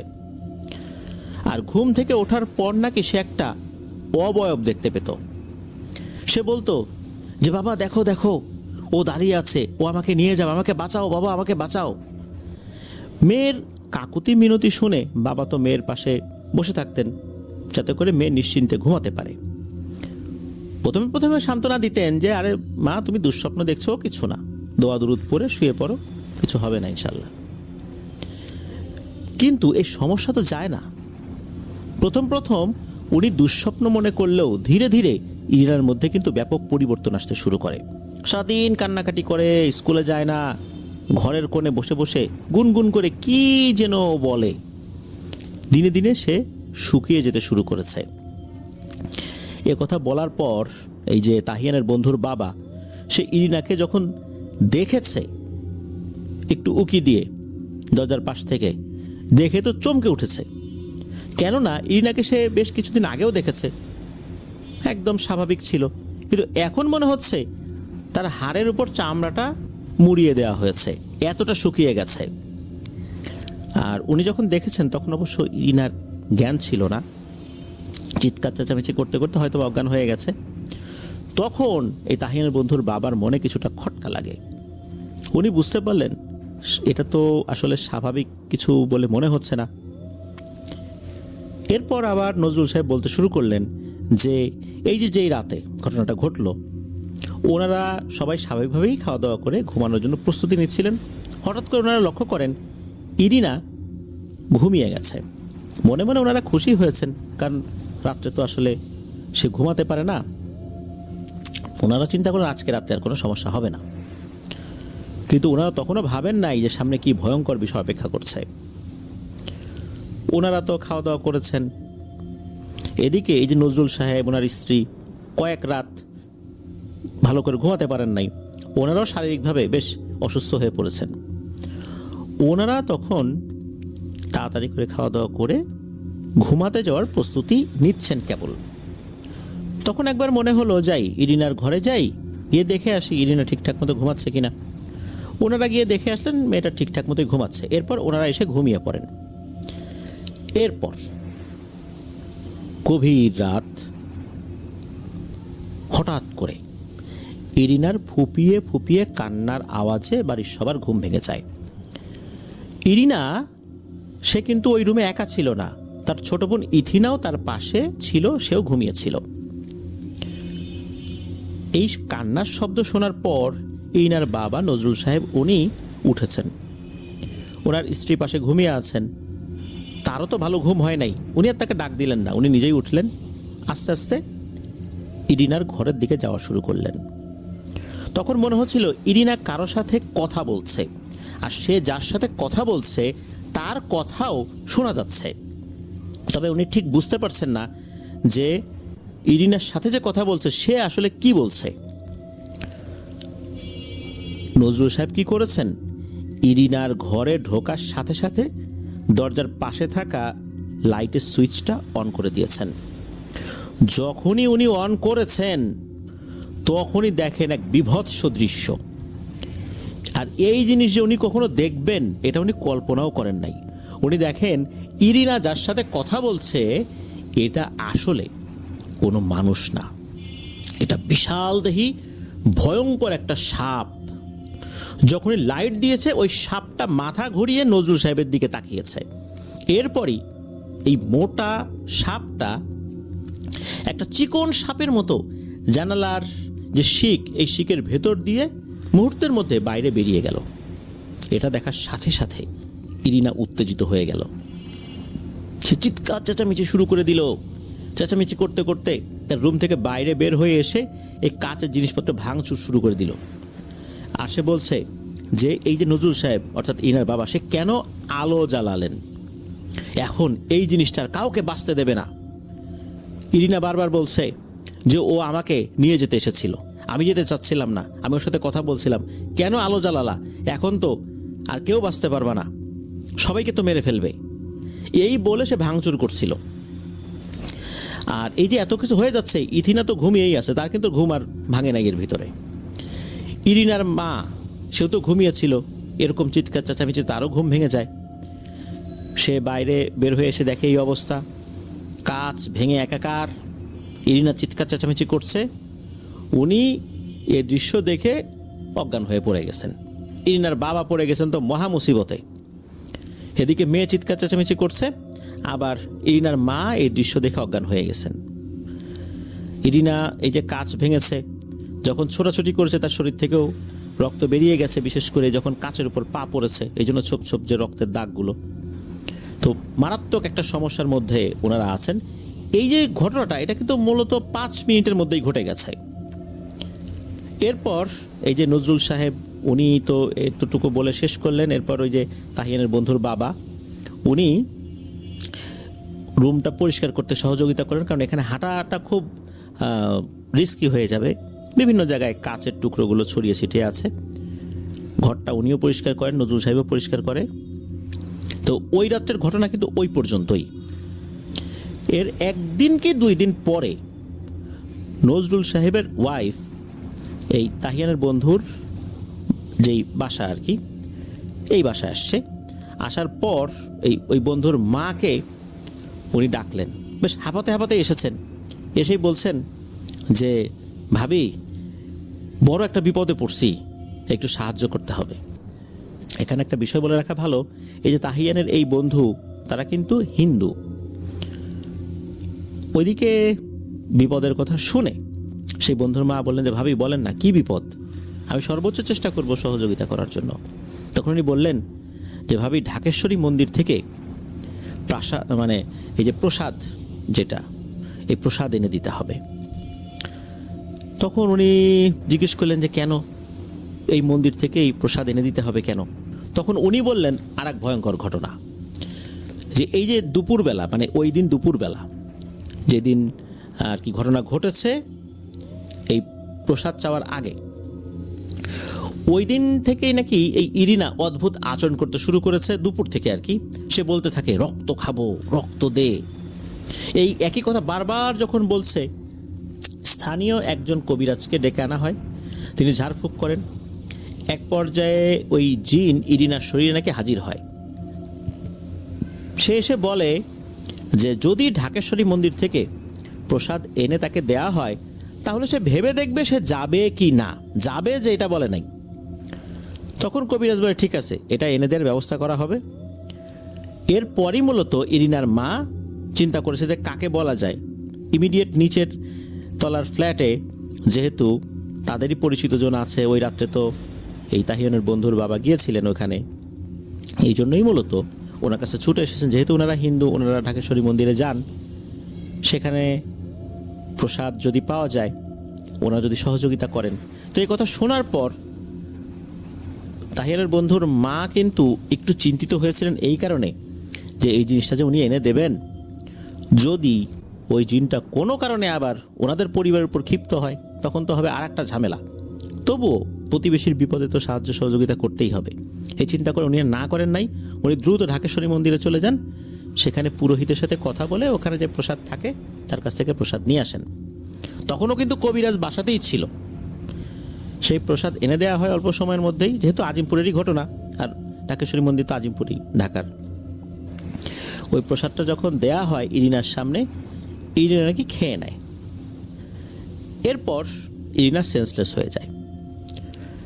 এরপর চলে যায় 4 মাস। 4 মাসে কিন্তু ইরিনা একদম স্বাভাবিক হয়ে যায়। আস্তে আস্তে সে সুস্থ হতে থাকে, শারীরিক সক্ষমতা ফেরত আসতে থাকে, তার শারীরিক অবস্থা আবার আগের জায়গায় চলে আসতে থাকে। এটা দেখে পরিবারের সদস্যরা মনে করেছিলেন যে আল্লাহর রহমতে হয়তোবা ঝামেলাটা আর নাই, ঠিক হয়ে গেছে। 4 মাস পর হঠাৎ করে নতুন একটা সমস্যা ফেস করতে শুরু করে ইরিনার পরিবার। সেটা হচ্ছে ইরিনা কোত্থেকে যেন লাল রং এনে কপালে মাখে, মাথার উপরে দেয়, মুখে মাখে, হাতে মাখে। ওনারা প্রথমে চিন্তা করেছিলেন যে এটা হয়তোবা কোনো রং, পরে বুঝতে পারলেন এটার একটা অন্য ধরনের গন্ধ রয়েছে, আর এই গন্ধটা সিঁদুরের গন্ধ। ওনারা বুঝতে পারলেন যে এটা আসলেই সিঁদুর। সে এরকমভাবে মাথায় মাখছে, মুখে মাখছে, কপালে মাখছে, হাতে পায়ে মাখছে। ঘটনাটা কি? আর একটা ব্যাপার হলো, ইরিনা ঘর থেকে তার মায়ের যেই শাড়িগুলো রয়েছে, এই শাড়িগুলো বের করে সে পরা শুরু করেছে। সে এমনভাবে শাড়ি পরেছে, গ্রামের মহিলারা, বিশেষ করে যারা গেরস্থ বাড়িতে মহিলারা কাজ করেন, কাজ করার সময় তারা কিন্তু শাড়ি একটা বিশেষ পদ্ধতিতে পরেন। এমনি সবাই যেভাবে শাড়ি পরে সাজুগুজু করার সময়, ওইভাবে না, তারা কিন্তু একটা বিশেষভাবে শাড়ি পরেন যাতে করে কাজ করতে সুবিধা হয়। ওইভাবে সে শাড়ি পরেছে, অথচ সে কিন্তু শাড়ি পরতে জানতো না। সে খুব সুন্দরভাবে ওই স্টাইলে শাড়ি পরেছে, আর সে বিভিন্ন ধরনের কথা বলছে। দেখা গেল সে অদ্ভুত টাইপের একটা মূর্তিকে পূজা করছে। এই মূর্তিটা সম্পূর্ণরূপে আলাদা। হিন্দু ধর্মের যারা অনুসারী আছেন তারা যেই ধরনের মূর্তিগুলোকে সাধারণত উপাসনা করেন বা পূজা করেন, মন্দিরগুলোতে যেই ধরনের মূর্তিগুলো দেখা যায়, এগুলোর সাথে এটার কোনো মিল নেই। খুবই ভয়ঙ্কর টাইপের একটা মূর্তি, এটাকে সে পূজা করছে। তো মুসলিম পরিবারের একটা মেয়ে, তার বাবা নজরুল সাহেব উনি কিন্তু হাজি মানুষ, তো এই মেয়েটা এরকম করছে। তারপর সিঁদুর সে কপালে মাখছে, মাথায় দিচ্ছে, শরীরের বিভিন্ন জায়গায় দিচ্ছে। এটা তো আসলে খুবই ডেঞ্জারাস একটা জিনিস। সে খোলা চুলে বিভিন্ন জায়গায় ঘুরে বেড়াচ্ছে, ছাদে যাচ্ছে, তাকে আটকানো যাচ্ছে না। পরিবারের সদস্যরা বুঝতে পারেন যে এই 4 মাস আগের সমস্যাটা আবার ফেরত এসেছে। ওনারা আবার একজন হুজুরকে ডেকে নিয়ে আসেন, উনি রুকিয়া শুরু করেন। দীর্ঘ 2 ঘন্টার প্রচেষ্টায় ওই জিনটাকে হাজির করতে তিনি সক্ষম হন। জিনটা বলে এই মেয়েকে নাকি তার পছন্দ হয়েছে, সে একে ছেড়ে যাবে না। হুজুর গরু ছাগল সহ আরো অনেক কিছু লোভ দেখান, কিন্তু এই জিনটা কোনোভাবেই ছেড়ে যাবে না। কোত্থেকে যে ধরেছে, কী কারণে ধরেছে, এটাও ওই জিনটা বলে না। হুজুর অনেক চেষ্টা করেও জিনটাকে বোতলবন্দি করতে পারেন নাই। উনি পরাজিত হয়ে বাধ্য হয়ে ফেরত চলে যান। তবে হুজুর চলে যাওয়ার পর 1-2 দিন ইরিনা কিছুটা স্বাভাবিক ছিল, আবার সেই সমস্যা শুরু হয়েছে। এবার দেখা যাচ্ছে ইরিনা খুব বেশি করে অসুস্থ হয়ে যাচ্ছে। একদিন ইরিনার পরিবার একজন হুজুরের সন্ধান পান। তবে সেই হুজুরের নাম কি ছিল, কোথা থেকে নিয়ে আসা হয়েছিল, এই জিনিসটা কিন্তু তাহিয়ানের বন্ধু বলতে পারেন নাই। কারণ হচ্ছে ওই সময় 2016 সালে তার বয়স ছিল আরও কম। এখন তো সে 10ম শ্রেণীতে পড়ে, তখন তো আরও ছোট ছিল, এখন থেকে আরও প্রায় 10 বছর আগের কথা। এই জন্য সেই হুজুরকে তাহিয়ানের বন্ধু চিনতেও পারেন নাই, কোত্থেকে তাকে নিয়ে আসা হয়েছিল এটাও বলতে পারেন নাই। এই হুজুর আসার পর অদ্ভুত এক ধরনের রুকিয়া করেন, আর এমন এক ধরনের রুকিয়া করেছেন টোটালি এই জিনিসটা ডিফারেন্ট। সেটা হচ্ছে, সবাই তো আশা করেছিলেন যে ওই জিনটা আসবে, এসে হম্বিতম্বি করবে, এরকম কিছু একটা। হুজুর কি করেছেন, ইরিনাকে সামনে বসিয়ে রুকিয়া শুরু করেছেন। ওই চারদিকে যে একটা বৃত্ত দেয়া বা এরকম কিছুই না, জাস্ট সামনে তাকে বসানো হয়েছে, উনি রুকিয়া শুরু করেছেন। কয়েক মিনিটের মধ্যে ওই জিনটা ইরিনার শরীরে যখনই হাজির হয়েছে, হুজুর অট্ট হাসিতে ফেটে পড়েছেন, মানে হুজুর নিজেই হো হো হো হো করে হেসে দিয়েছেন। তখন হুজুর বলছেন, হিরে বেটা, তুই তো আটকে গেছিস রে, বহুত জ্বালাতন করছিস, তুই তো এখন আটকে গেছিস। সবাইকে অবাক করে দিয়ে ইরিনার শরীরে থাকা জিনটা খুব কাকুতি মিনতি করতে থাকে যে হুজুর আমাকে ছেড়ে দেন, আমাকে মাইরেন না, আমার অন্যায় হয়ে গেছে, আমার ভুল হয়ে গেছে, আমি আর আসবো না এই মেয়ের কাছে, আমি এখনই চলে যাব, আমাকে দয়া করে ছেড়ে দেন। ওই পরিবারের সবাই অবাক হয়ে যায় যে জিনটাকে হাজির করতে গিয়ে ঘন্টার পর ঘন্টা চলে যেত, হম্বিতম্বি করতো, যাবে না, এই মেয়েটাকে ছেড়ে সব কথা বলতো। এই জিনটা এখন এসে কোনো কথাবার্তা ছাড়াই কাকুতি মিনতি করে কান্নাকাটি শুরু করে দিয়েছে, সে চলে যাবে বলছে। তখন ওই জিনটা বলছে, যেহেতু এই মেয়েটার কাছে আমি আসছি, আমি তো এমনি এমনি যেতে পারবো না, কিছু সমস্যা থেকে যাবে, তাহলে আমাকে একটা গরু দিতে হবে। হুজুর বলে, গরু তো দূরের কথা, গরুর লেজের নিচে যে চুল থাকে, এই চুলও তুই একটাও পাবি না, তুই কি যাবি? আর তুই তো নিশ্চয়ই বুঝতে পারছিস যে আমি কোন ধরনের লোক, আমি কিভাবে তোকে বন্দি করছি, তোকে নাকি কেউ বন্দি করতে পারে না, তুই তো অন্তত বুঝে গেছিস। এখন বল, যাবি কি না? বিনা বাক্য ব্যয়ে একে ছেড়ে চলে যাবি? তখন নাকি ওই জিনটা আরও কাকুতি মিনতি করতে থাকে যে হ্যাঁ আমি অবশ্যই যাব, কিন্তু আমাকে একটা ছাগল অন্তত দিতে হবে। এরপর হুজুর কিছুক্ষণ ভাবেন, এরপর নজরুল সাহেবের দিকে তাকান, নজরুল সাহেবের ওয়াইফের দিকে তাকান। এই তাকানোর অর্থ হচ্ছে তাদের এতে সম্মতি আছে কিনা। তারা মাথা নেড়ে যখন সম্মতি জানান, তখন বলেন ঠিক আছে, যা, দেয়া হবে, আর এক্ষুনি তুই ওর শরীর ছেড়ে চলে যাবি। তখন ওই জিনটা বলে যে হুজুর যে বন্ধনীটা দিয়েছেন, এই বন্ধনীটা কেটে দেন, আমি এক্ষুনি ওর শরীর ছেড়ে চলে যাব। এরপর নাকি জিনটা বলেছিল যে কোথায় কিভাবে এই ছাগলটা দিতে হবে, তারা সেভাবে দিয়েছিলেন। তবে কোথায় কিভাবে দিতে হবে এই বিষয়ের কোনো তথ্য আসলে তাহিয়ানের বন্ধু বলতে পারেন নাই। ওই জিনটা ওই যে চলে গেল, এরপর থেকে কিন্তু ইরিনা একদম সুস্থ, আল্লাহর রহমতে আর কোনো সমস্যা হয়নি। যতটুকু তথ্য তাহিয়ানের বন্ধুর কাছে ছিল যে ইরিনা একদম সুস্থ হয়ে যায়। প্রিয় লিসেনার্স, এখানে একটা অদ্ভুত বিষয়, সাধারণত জিন হাজির করার পর তারা বেশ হম্বিতম্বি করতে থাকে, এখানে হুজুর নিজেই হাসাহাসি শুরু করে দেন আর জিন কান্নাকাটি শুরু করে দেয়। এমন এক ধরনের রুকিয়া করে ইরিনার শরীরে ওই জিনটাকে বন্দি করে ফেলেছিলেন, ওই জিন বুঝতে পেরেছিল সে বড় একটা খাঁচার মধ্যে চলে আসছে। এটা স্বাভাবিক কোনো হাজিরা না, এটা ভয়ঙ্কর এক ধরনের হাজিরা, যেই হাজিরায় সে এমনভাবে আটকে গেছে তার আর যাওয়ার কোনো সুযোগ নাই, যদি না ওই হুজুর অনুমতি দেন। অথচ চতুর্দিকে কিন্তু বেষ্টনীয় করা হয়নি। এটাই ছিল ঘটনা। ধন্যবাদ জানাচ্ছি তাহিয়ান আল আশফানুর রহমানকে তার পাঠানো ঘটনার জন্য। প্রিয় লিসেনার্স, চলুন চলে যাব আমাদের এবারের হরর নাইটের 101তম আয়োজনের তৃতীয় এবং শেষ ঘটনায়।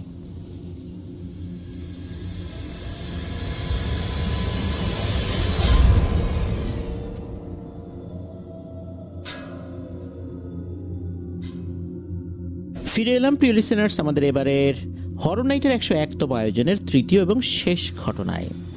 ঘটনাগুলো কেমন লাগছে তা জানিয়ে ভিডিওর কমেন্ট সেকশনে কমেন্ট করতে কিন্তু ভুলবেন না। এছাড়া আমাদের ফেসবুক পেজ আর গ্রুপ তো রয়েছে আপনাদের হরর ওয়ার্ল্ড নামে, সেখানে গিয়েও আপনারা আপনাদের মতামত জানাতে পারেন। আপনাদের সাথে ঘটে যাওয়া বা আপনাদের জানা সত্য ভয়ের ঘটনাগুলো আমাদেরকে লিখে বা রেকর্ড করে ইমেল করতে পারেন afnanthehorrorworldbd@gmail.com এই ইমেল অ্যাড্রেসে। আমাদের আরও একটি ইউটিউব চ্যানেল রয়েছে আফনান্স বি নামে, সেটার লিঙ্কও এই ভিডিওর ডেসক্রিপশনের একদম উপরের দিকে দেওয়া রয়েছে। সেখানে ক্লিক করলেই আপনারা আমাদের ওই চ্যানেলে চলে যাবেন, সেখানেও সাবস্ক্রাইব করার অনুরোধ করছি। প্রিয় লিসেনার্স, এই ভিডিও লাইক বাটন প্রেস করতে ভুলবেন না। ভিডিওর লিঙ্কটাও বেশি বেশি করে শেয়ার করে দেবার অনুরোধ করছি, যাতে করে অনেকেই আফনান দ্য হরর ওয়ার্ল্ড সম্পর্কে জানতে পারেন। যারা সত্য ভয়ের ঘটনা শুনতে ভালোবাসেন তাদের কাছে আফনান দ্য হরর ওয়ার্ল্ড পৌঁছাতে পারেন, তাদের কাছ থেকে অনেক অনেক ঘটনাও যেন আমরা পেতে পারি। চলুন ঘটনায় চলে যাই। এবারের ঘটনাটি আমরা যার কাছ থেকে পেয়েছি তার নাম জাকির হোসেন ভুট্টু।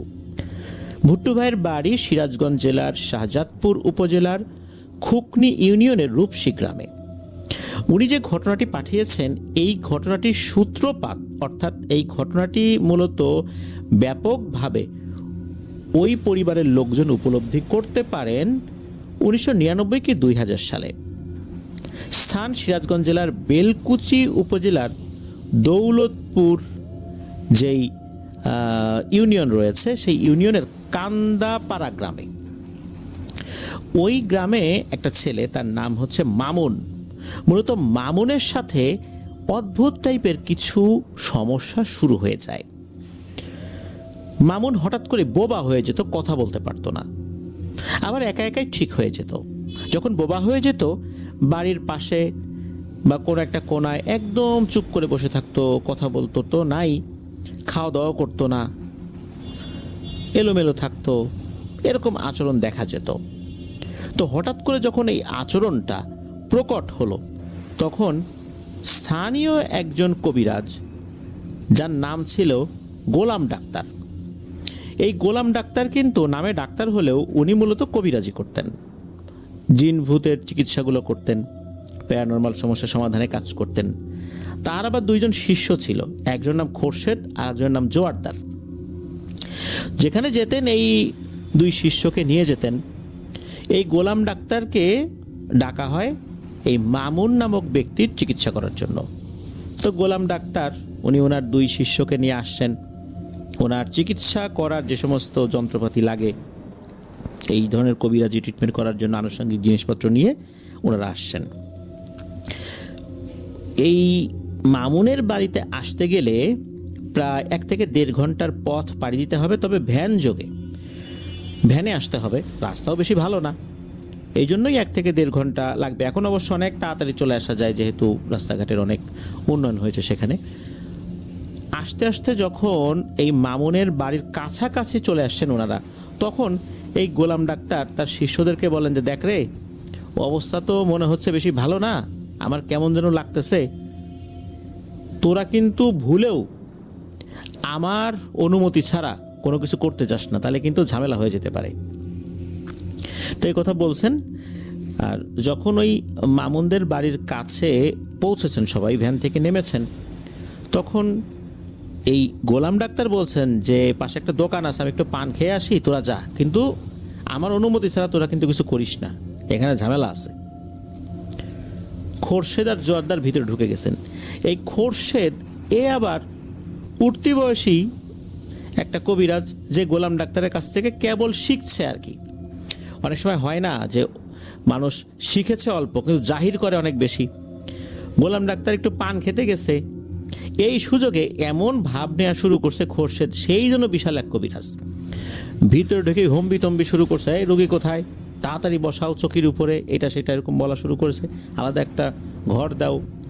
লোকজন মনে করছে বিশাল এক কবিরাজ চলে আসছে, মনে হয় গোলাম ডাক্তারের থেকে তার এই শিষ্যই অনেক বেশি পারদর্শী। তো তাকে সেভাবে সমাদর করেছে, ঘরের ভিতর নিয়ে গেছে, ওই মামুনকে আনা হয়েছে, মামুনকে চৌকির উপর বসানো হয়েছে। যেই না খোরশেদ মামুনের চতুর্দিকে একটা বৃত্ত এঁকেছে, সাথে সাথে ঝামেলা শুরু হয়ে গেছে। এই দিনের বেলাতে প্রচণ্ড ঝড় বাতাস শুরু হয়ে গেছে। অনেক সময় হয় না যে এই ধরনের ভয়ের ঘটনার ক্ষেত্রে ঝড় বাতাস হচ্ছে, শুধু ওই বাড়ির লোকজন টের পাচ্ছে, আর ঝড় থেমে যাওয়ার পর অন্য কোনো আলামত নাই। বিষয়টা এরকম না, এমন ঝড় শুরু হয়েছে ওই বাড়ির পাশে থাকা ঘর বাড়িগুলোও মনে হচ্ছে উড়ে চলে যাচ্ছে। হঠাৎ করে এইরকম ঝড় বাতাস শুরু হয়ে গেছে, অথচ শুধু ওইটুকের বাইরে আর কোনো ঝড় বাতাস নাই। এই তো গেল বাইরে ঝড় বাতাসের ঘটনা। ভিতরে কি শুরু হয়েছে? ভিতরে দেখা যাচ্ছে এই চৌকিটা শূন্যে তুলে ফেলছে একবার, আর নিচে ধপাস করে ফেলে দিচ্ছে, আবার শূন্যে তুলছে, ধপাস করে ফেলে দিচ্ছে। কয়েকবার হওয়ার পর চৌকির যে পায়াগুলো থাকে এই পায়াগুলো ভেঙে যায়, চৌকিও ভেঙে যায়। এরপর এই মামুনকে একবার শূন্যে তুলে নিচ্ছে, আবার ফেলে দিচ্ছে, আবার শূন্যে তুলছে, আবার ফেলছে। গোলাম ডাক্তার পান খেতে গিয়েছে, বসে আশেপাশের লোকজনের সাথে একটু গল্পগুজব করছে। উনি চিন্তা করেছেন যে দেখি আশেপাশে একটু কথা বলি, একটু তথ্য নেই। আর ওরা দুজন গেছে, ওরা গিয়ে একটু আয়োজন করুক, এরপর আমি ঢুকি। এর মধ্যে শুরু হয়ে গেছে এই ঘটনা। গোলাম ডাক্তার যখন টের পেয়েছে সর্বনাশ, ঘটনা তো তার দুই শিষ্য ঘটায় ফেলছে, বিশাল এক বিপদের ঘটনা। উনি তো দৌড় শুরু করছেন ওই শিষ্যদের কাছে, আর ওই যে রুগী মামুনের কাছে। ওখানে যাওয়ার পর বলছে, যাই তোরা কি করছিস? আমি বলছিলাম না যে আমার কথা ছাড়া তোরা কিছুই করবি না, তাড়াতাড়ি চল, এক্ষুনি ভাগ, নাহলে কিন্তু খবর আছে। ওনারা তো ওইখান থেকে রওনা দিয়েছেন, ওনাদের যে ঝোলা ছিল, ঝোলা টোলা নিয়ে একদম দৌড়। ওনারা যদিও বা দিনের বেলা গিয়েছেন, তবে সেটা একদম পরন্ত বিকেল ছিল। ফিরে আসার সময় কোনো ভ্যান ট্যান ইনস্ট্যান্ট পান নাই। ওনারা তো হাঁটা শুরু করেছেন। হাঁটতে হাঁটতে যখন ওনাদের বাড়ির কাছাকাছি চলে আসছেন, তো ওই জায়গাটাতে মূলত তিন রাস্তার একটা মোড় রয়েছে, তিনজনের বাড়ি আবার তিন দিকে। এই যে জোয়ারদার নামক যিনি এই গোলাম ডাক্তারের একজন শিষ্য, তার বাড়ি ওখান থেকে কাছাকাছি। তখন সন্ধ্যা লেগে গেছে, চারদিকে মোটামুটি অন্ধকার হয়ে গেলেও এখনও কিছু কিছু আলো, হালকা আলো দেখা যাচ্ছে আর কি। কিন্তু সেটা দেখে পথ চলাটা একটু মুশকিলই হয়। একদম ঘুটঘুটে অন্ধকার হওয়ার আগে যেমনটা অবস্থা থাকে ওই রকম অবস্থা আর কি। তো জোয়ারদারের বাড়িতে ঢোকার সময় দুটো বাড়ি পড়ে রাস্তার দুই ধারে, একটা হচ্ছে চাকলাদার বাড়ি আর একটা হচ্ছে নিজামের বাড়ি। এই চাকলাদার বাড়ির এখানে হলো বাসা রয়েছে, আর নিজামের যেই বাড়ি এই জায়গাতে একটা কাঠের বাগান রয়েছে। কাঠের বাগান বলতে কাঠের যে গাছ, মেহগনি গাছ, করই গাছ, এইগুলোর একটা বাগান রয়েছে রাস্তার দুই পাশে। এখন জোয়ারদার বাড়িতে যাবে হচ্ছে এই যে চাকলাদারের বাড়ি যে বাসার এর ভিতর দিয়ে। তো এর ভেতর দিয়ে যখন যাবে, হঠাৎ করে দেখে একটা ভয়ঙ্কর দৃশ্য। দেখে বিশাল দেহি একটা অবয়ব, এই অবয়বটা বাঁশঝাড়ের ওই জায়গাটার একটা পা, আর হচ্ছে এই নিজামের যে কাঠের বাগান সেখানে একটা পা। এই একটা পা দিয়ে যে মাথা সোজা উঁচু করে দাঁড়িয়ে আছে, বিষয়টা এরকম না। সে কি করেছে, মাথাটা ঝুঁকিয়ে বড় বড় চোখ করে, বিশাল তার মাথা, বড় বড় চোখ করে এই জোয়ারদারের দিকে তাকিয়েছে।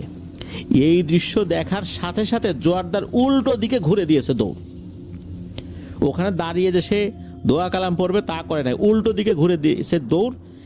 এক দৌড় দিয়ে চলে গেছে যেখান থেকে এই গোলাম ডাক্তার আর খোরশেদকে বিদায় দিয়েছিল। সে ওখানে গিয়ে দেখে ওখান থেকে সামান্য একটু দূরে এগিয়েছে এই গোলাম ডাক্তার আর খোরশেদ। দূর থেকে ডাকছে যে দাঁড়ান দাঁড়ান, আমাকে বাঁচান। তো এই শব্দ শুনে ওনারা পিছন দিকে তাকিয়েছেন, বুঝতে পারছেন ঝামেলা একটা হয়েছে। এ বলে কি হয়েছে? তখন তো ঘটনা বলছে যে এই যাওয়ার সময় দেখি যে এই ঘটনা। তখন ওনারা দুইজন, অর্থাৎ গোলাম ডাক্তার আর খোরশেদ, এই দুইজন মিলে জোয়ারদারকে বাড়ি পর্যন্ত পৌঁছে দিয়ে ওনারা আবার ব্যাক করছেন। ব্যাক করতে করতে একটা জায়গায় ওনারা আসছেন। ওখানে আসার পর যিনি গোলাম ডাক্তার, উনি বলতেছেন যে খোরশেদ তুই চলে যা, আমার আর তোকে এগিয়ে দিতে হবে না। আর খোরশেদ চিন্তা করছেন যে গোলাম ডাক্তার তো একজন ঝানু কবিরাজ, ওনাকে আসলে ভয় দেখাতে আসবে, এই সাহস কি আর জিনে পাবে? ওই চিন্তা করে খোরশেদ রওনা দিয়েছেন। গোলাম ডাক্তার বাসার দিকে রওনা দিয়েছেন। ঠিকঠাক মতোই বাসা পর্যন্ত পৌঁছে গেছেন। বাড়ির উঠোনে যেই না পাড়া দেবেন, ওই সময় কে যেন পেছন থেকে খপ করে তাকে চেপে ধরেছে। ওই সময় কিন্তু হালকা ঠান্ডা পড়েছিল। এই গোলাম ডাক্তার গায়ে চাদর পরা ছিল, তো পেছন থেকে চেপে ধরেছে এরকম যে আমরা যদি কারো পিঠের উপরে কাপড় টেনে ধরি মুষ্টিবদ্ধ অবস্থায় কিরকম হয়, মনে হচ্ছে বিশাল হাতের একটা মুষ্টি তার পেছনে থাকা কাপড় খামচে ধরেছে। গোলাম ডাক্তার তো বুঝে গেছে ঘটনাটা কি হয়েছে, আর যেহেতু সে চাদর পরা ছিল, সে করেছে কি দুই হাতে চাদরটা খুলেই দিয়েছে বাড়ির বারান্দার দিকে দৌড়। যেহেতু খামচিটা মূলত চাদরের উপর হয়েছিল, এই কারণে চাদর খুলে দৌড় দিয়েছে। বাড়ির বারান্দা তো একদম কাছে ছিল, বাড়ির বারান্দার উপর হুমড়ি খেয়ে পড়ে চিৎকার করে ডাকাডাকি শুরু করেছে। তখন যে অনেক রাত তা তো আর না, ওই সন্ধ্যার সময় তো ওনারা মোটামুটি বাড়ির কাছাকাছি চলে আসছিলেন। এখন না হয় রাত হয়ে গেছে, তখনও কিন্তু এশার আজান দেয়নি। বাসায় যখন চলে আসে তখন আর কোনো সমস্যা হয় নাই। পরের দিন সকালবেলা দেখা গেল ওই বাড়ির লোকজন চলে আসছে, এসে তো এই গোলাম ডাক্তারকে বলছে, ধর্মিয়া আপনি কিসের কবিরাজি করেন? কাজ করতে গেছেন, কাজের কোনো সমাধান করে যান নাই, কোনো ফিনিশিং দিয়ে যান নাই, আমার বাসায় তো সমস্যাটা বেড়ে গেছে, আগেই তো ভালো ছিলাম, কি করলেন? তিনজন মিলে গেলেন, আবার দৌড়ায় পালায় চলে আসলেন, এটা কি কোনো কবিরাজি হইল? এখন এই সমস্যার সমাধান করেন, আমরা তো বাড়িতে টিকতে পারতেছি না। খুব উৎপাত শুরু করছে জিনেরা। আগে তো শুধু মামুনকে বিরক্ত করতো, এখন তো বাড়ির সবাই আমরা তটস্থ। বাড়ির যে কুকুর, বিড়াল, গরু, ছাগল, হাঁস, মুরগি আছে, এরাও এখন চিৎকার চেঁচামেচি করছে ভয়ে। এটা কি করে দিয়ে গেলেন আপনারা? তাড়াতাড়ি এটা সমাধান করেন, নাইলে কিন্তু আপনাদের খবর আছে। এদিকে ওই বাড়ির লোকজন এরকম হুমকি দিয়েছে, সমস্যার সমাধান তো একটা করতেই হবে, কারণ কাজ করতে গিয়ে কাজ আরও জটিল করে ওনারা চলে আসছে। আর এই ঝামেলাটা বাঁধাইছে মূলত এই যে খোরশেদ, এই লোকটা। এখন ঝামেলা তো একটা হয়ে গেছে, সমস্যার সমাধান তো করা জরুরি। ওই গ্রামেরই একজন বাসিন্দা, এই রূপসী গ্রামের, যার নাম হচ্ছে হজরত, অনেকে তাকে হজরত পীর বলে ডাকেন। তার বয়স বেশি না, তবে টুকটাক ঝাড়ফুঁক করেন। এই গোলাম ডাক্তার এই হজরত পীরকে নিয়ে উনি রওনা দেবেন। তবে হজরত পীর উনি ওই সময় অবশ্য ওই গ্রামে ছিলেন না, বলতে একটু সাইডে গিয়েছিলেন। তখন তো তার কাছে মোবাইল ফোন ছিল না, এই 1999-2000 সাল, তখন তো ফোন এভাবে আসেনি। উনি মূলত মাগরিবের কিছুক্ষণ আগে ফেরত এসেছিলেন। এরপর এই গোলাম ডাক্তার তাকে নিয়ে রওনা দিয়েছেন। তো তাকে নিয়ে যখন রওনা দিয়েছেন, ওনারা যেতে যেতে একটা জায়গায় এসে এশার আজান দিয়ে দেয়। তখন এই হজরত পীর উনি বললেন যে এখানে তো একটা মসজিদ আছে, নামাজটা পড়ে তারপর যাই। তো নামাজ পড়ে উনি যে যাবেন, উনি নাকি এশার নামাজ জামাতের সাথে পড়েছেন। পড়ার পর উনি বেতেরের নামাজ যে শেষ রাকাত আছে, এই শেষ রাকাতে যখন সিজদা দিয়েছেন, সিজদার থেকে আর উঠতে পারেন না। তার ঘাড় এমনভাবে চেপে ধরেছে, আর উনি কোনোভাবেই উঠতে পারেন না। অনেক কষ্টে উঠেছেন। তখন এই হজরত পীর বলেন, আমার মনে হয় গিয়ে কোনো লাভ হবে না, আমাকে সিগন্যাল যা দেওয়ার দিয়ে দিছে, আমি গিয়ে কোনো কাজ করতে পারবো না। আর ওরাও বুঝে গেছে যে এরা আবার আমাদেরকে বিরক্ত করার জন্য আসতেছে। হজরত পীর তখন চিন্তা করলেন যে কি করা যায়।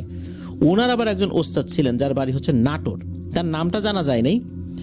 উনি তখন বললেন যে ওদেরকে খবর পাঠাও যে নাটোর থেকে আমার ওস্তাদকে ডেকে নিয়ে আসি, তারপর চিকিৎসাটা হবে। কারণ যেখানে আমাকে নামাজরত অবস্থায় চেপে ধরে রেখেছে, সেখানে ওইখানে গেলে আমার অবস্থা কি করবে বোঝো একবার। যেখানে মসজিদের মধ্যে ঢুকে নামাজরত অবস্থায় আমাকে অবস্থা খারাপ করে দিছে, সেখানে ওই বাড়ির মধ্যে ঢুকলে আমাকে তো মেরেই ফেলবে। এরপর দ্রুত সময়ের মধ্যেই নাটোর থেকে এই হজরত পীরের ওস্তাদকে নিয়ে আসা হয়। উনি বেশ বৃদ্ধ একজন মানুষ ছিলেন, বেশ ভালো মানের একজন রাকি ছিলেন। তাকে নিয়ে আসার পর মূলত উনি যে রুকিয়াটা করেছিলেন, এরপর থেকে এই যে মামুন যিনি, উনি অনেকটাই স্বাভাবিক হন। তবে উনি বলেছিলেন যে এই সমস্যাটা যে হঠাৎ করে প্রকট হয়েছে, বিষয়টা এরকম না। মামুন যখন ছোট, তখন থেকেই এই জিনটা মামুনের সাথে সাথে আছে। তবে সেটা ওইভাবে প্রকট হয়নি, এখন প্রকট হয়েছে। তবে আশা করা যায় এখন অনেকটাই স্বাভাবিক জীবনযাপন মামুন করতে পারবে। তবে এই জিনটা তার রক্তের সাথে এমনভাবে মিশে প্রভাব ফেলে দিয়েছে, পরিপূর্ণভাবে মামুন আর সুস্থ হবে না, তবে অনেকটা স্বাভাবিক জীবনযাপন করতে পারবে। এই ট্রিটমেন্টটা ওই হুজুর করে দিয়েছিলেন। মামুন এরপরে মোটামুটি স্বাভাবিক জীবনে গিয়েছেন, বিয়ে শাদী করেছেন, কয়েকটা সন্তানাদিও তার আছে। তবে এখনও উনি একদম পরিপূর্ণভাবে যে আমরা যেভাবে স্বাভাবিক জীবনযাপন করি আল্লাহর রহমতে আলহামদুলিল্লাহ, উনি ওইভাবে পারেন না। এখনও টুকিটাকি সমস্যা আছে, তবে আগের মতো ওইরকম সমস্যা তার নাই। মূলত তাকে এমন একটা জিনে ধরতো, জিন ধরার সাথে সাথে তাকে বোবা বানিয়ে ফেলতো। তার নিজের সাথে যে সমস্যাগুলো হতো, সে কি দেখতো এই কথাগুলো সে বলতে পারতো না, বলতে গেলেই সে বোবা হয়ে যেত। অনেকেই বলতো তাকে বোবা জিনে ধরেছে, কিন্তু আসলে জিনটা বোবা ছিল না। ওই হুজুর পরে বলেছিলেন মামুন যাতে করে তার সাথে ঘটে যাওয়া বিভিন্ন বিষয়গুলো কাউকে বলতে না পারে, ওই বলতে গেলেই সে বোবা হয়ে যেত। এই প্রবলেমটা তার ছিল। তবে এখন আলহামদুলিল্লাহ অনেকটাই ভালো, এমনটাই জানিয়েছেন। প্রিয় লিসেনার্স, আসলে এই ঘটনার মধ্যে একটা গুরুত্বপূর্ণ শিক্ষণীয় ব্যাপার রয়েছে। সেটা হচ্ছে যে না জেনে, পরিপূর্ণভাবে এলেম অর্জন না করে এই ধরনের রুকিয়াগুলো করতে যাওয়া উচিত নয়। অবশ্যই ভালো একজন আলেমের তত্ত্বাবধানে থেকে সেগুলো শেখা উচিত। আমি কিন্তু বিভিন্ন সময় বলেছি যে এই যে ঝাড়ফুঁক করা, নিজেকে ঝাড়ফুঁক করা, সেটা একটা ব্যাপার। নিজের পরিবার পরিজন, স্ত্রী, সন্তানাদি, অর্থাৎ ঘরের মধ্যে যারা থাকে তাদের ঝাড়ফুঁক করা একটা বিষয়। আর একটা হচ্ছে বাইরের মানুষকে ঝাড়ফুঁক করতে যাওয়া, এইটা আর একটা বিষয়। এই জন্য আমি এর আগেও বলেছি যে আপনারা কেউ রুকিয়ার কোর্স করে জিনে ধরা রোগীর ট্রিটমেন্ট করতে যাবেন না। আপনি আপনার নিজের পরিবারের জন্য করেন, নিজের জন্য করেন, সেটা একটা বিষয়, কিন্তু নিজে থেকে কোনো রাকি সেজে আপনারা অন্য কোনো ব্যক্তির চিকিৎসা করার জন্য যাবেন না। এতে হিতে বিপরীত হবে। স্বাভাবিক যে হিতে বিপরীত বিষয়টার কোনো মারাত্মকভাবে এটার একটা রিয়াকশন চলে আসবে। কেননা অন্যের চিকিৎসা করতে যাওয়ার জন্য যে ধরনের এলেমি জ্ঞান প্রয়োজন, বিশেষ করে এই ধরনের আধ্যাত্মিক যে জ্ঞান প্রয়োজন, এই বিষয়গুলো শুধু কোনো কোর্স করে অর্জিত হয় না। ভালো একজন আলেমের তত্ত্বাবধানে থেকে ধীরে ধীরে আধ্যাত্মিক যেই পাওয়ার, এইগুলো কিন্তু নিজের মধ্যে বৃদ্ধি করতে হয়, একটা পজিটিভ এনার্জি নিজের মধ্যে তৈরি করতে হয়। এরপর যখন আপনার ওস্তাদ আপনাকে এজাজত দেবেন, অর্থাৎ অনুমতি দিবেন, এবং উনি অনুমতি দিবেন ঠিক কতটুকু আপনি করতে পারবেন, যে তুমি এতটুকু করবা, এর বাইরে যেও না। কারণ ওই ওস্তাদ জানেন যে আপনি কতটুকু করলে আপনার সাধ্যের মধ্যে থাকবে, আপনি নিজেকে সেফ রাখতে পারবেন, আপনার পরিবারকে সেফ রাখতে পারবেন। আর এর বাইরে চলে গেলে অবশ্যই আপনি সেটা পারবেন না। কিন্তু পুঁথিগত বিদ্যা অর্জন করে কি সেটা বোঝা সম্ভব? নিশ্চয়ই সম্ভব নয়। এজন্য বলি ভালো কোনো আলেমের তত্ত্বাবধানে থেকে কিন্তু এই বিষয়গুলো শিখতে হয়। কারণ শুধু পুঁথিগত বিদ্যার সাথে এই বিষয়গুলো সীমাবদ্ধ নয়, এর সাথে আধ্যাত্মিক শক্তির একটা ব্যাপার জড়িত রয়েছে, যা নির্দিষ্ট পদ্ধতির মাধ্যমে অর্জন করতে হয়, ভালো কোনো ওস্তাদের সান্নিধ্যে থেকে অর্জন করতে হয়, যেটা কিন্তু সবসময় কিতাবাদিতে লেখা থাকে না। আল্লাহ আমাদেরকে বোঝার তৌফিক দান করুন, আল্লাহ আমাদেরকে নিরাপদে থাকার তৌফিক দান করুন। প্রিয় লিসেনার্স, আজকের এপিসোডে যারা ঘটনা পাঠিয়েছেন সবাইকে ধন্যবাদ জানাচ্ছি। সুজন ভাই, তাহিয়ান আলসানুর রহমান, ভুট্টু ভাই, সবাইকে ধন্যবাদ জানাচ্ছি। আশা করি আপনাদের কাছ থেকে আরও অনেক ঘটনা ইনশাল্লাহ আমরা পাবো।